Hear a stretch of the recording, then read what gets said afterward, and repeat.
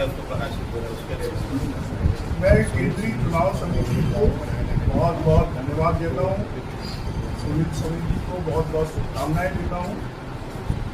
और सुनील सोनी जी रायपुर के 2 बार मेयर रहे हैं, आरडीए के अध्यक्ष रहे हैं, सांसद रहे हैं और इनके नेतृत्व में रायपुर शहर ने बहुत तेज गति से विकास किया है।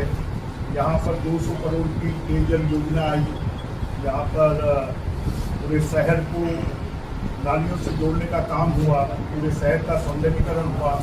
बूढ़ा तालाब में जो हम सबसे बड़ी विवेकानंद की मूर्ति देखते हैं वो इनके कार्यकाल में लगी है। मैं इस बात की उम्मीद करता हूँ कि सरल और मिलनसार स्वभाव के सुनील सोनी जी को रायपुर दक्षिण की जनता ने जिस प्रकार से 35 सालों तक मुझे आशीर्वाद दिया, प्रेम दिया, स्नेह दिया और हमेशा बड़े मार्जिन से जिताते रहे, वैसे ही सुनील सोनी जी को अच्छी मार्जिन से जिताएंगे। मैं रायपुर शहर की जनता को इस बात का विश्वास दिलाता हूँ कि अब उनको एक विधायक नहीं 2 विधायक मिलेंगे। एक सुनील सोनी जी के रूप में रहेगा और ब्रिजमोहन हमेशा, क्योंकि दक्षिण विधानसभा ने 35 साल तक का जो कर्ज है उसको कभी चुका नहीं सकता, इसलिए जब तक जीवित रहेगा तब तक दक्षिण विधानसभा की सेवा करता रहेगा। ब्रिजमोहन सुनील सोनी जी के लिए वोट मांगना है, ये बड़ी जवाबदारी है। ऐसा है, पहले भी हम कमल फूल के लिए वोट मांगते थे और कमल फूल को ही जनता ने वोट देकर जिताया है और इस बार भी कमल फूल के लिए वोट मांगेंगे। कमल फूल जीता था, जीता है और आगे भी जीतेगा। सोनी जी आपके भैया उम्मीदवारों की लिस्ट होती है, हर आदमी का एक फेवरेट होता है, चाहे आपका वीटो पावर कलर हो, लिस्ट हो, कुछ भी हो। आपका वीटो पावर बिना ब्रिजमोहन के दक्षिण जीतना मुश्किल नहीं, ऐसा नहीं है।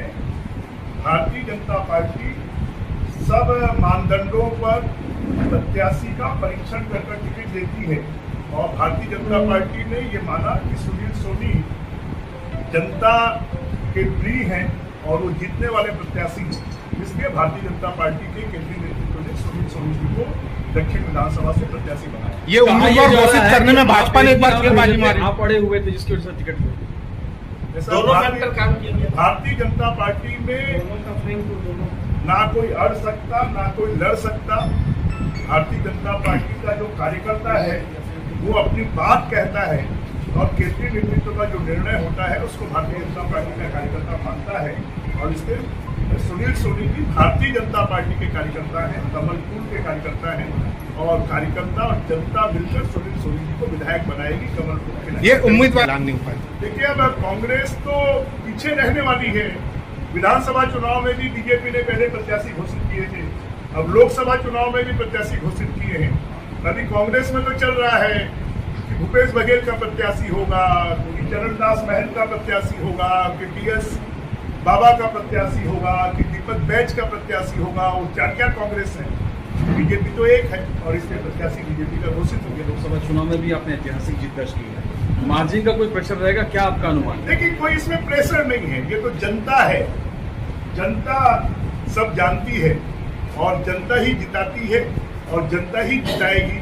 क्योंकि 8 बार विधानसभा में मुझे विधायक के रूप में जिताया है, 9वीं बार उन्होंने लोकसभा में जिताया है, अब मुझे लगता है 10वीं बार फिर से विधानसभा दक्षिण फतह होगी और बीजेपी के 3 विधायक पहले से हैं और ये 4था विधायक भी बीजेपी का बंद कराएगा। क्योंकि रायपुर शहर को राजधानी के रूप में विकसित करना है।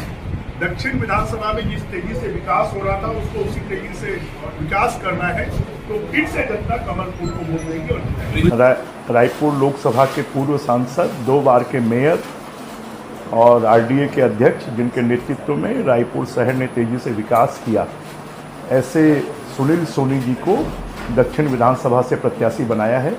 मैं उनको बहुत बहुत शुभकामनाएं देता हूं और रायपुर दक्षिण की जनता से इस बात का निवेदन आग्रह करता हूं कि वो जिस प्रकार से मेरे प्रति प्रेम, स्नेह और आशीर्वाद जनता ने दिखाया, वैसे ही सुनील सोनी जी को प्रति भी दिखाएं और भारी मतों से उनको जिताएं और कमल फूल को खिलाएं और तेजी से दक्षिण विधानसभा का विकास कराएं।